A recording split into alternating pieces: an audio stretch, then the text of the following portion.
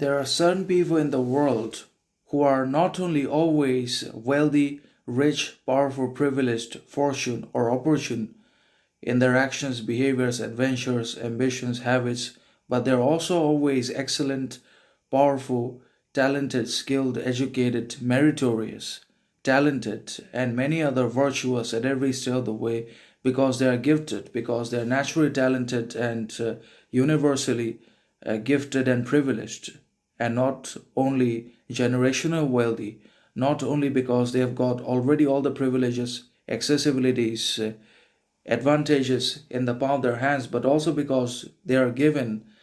powers, traits, faculties which the others do not always have, or which the others are not really possession of, or obviously. But everyone has got something. Everyone's given something or another which they refuse to see, or they are just not able to recognize, or they basically undermine themselves and they prioritize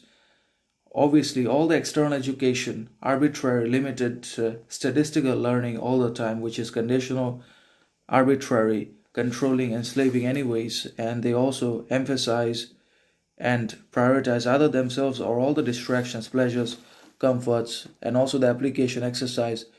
not necessarily of a whole lot of truthfulness, authenticity, virtue, honesty, loyalty, kindness, understanding, compassion, humility, but a whole lot of undesirable, unwanted,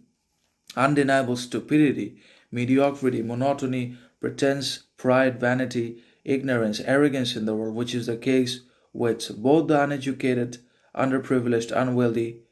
and with the highly educated, supremely qualified people are also quite the same. There is not so much difference between the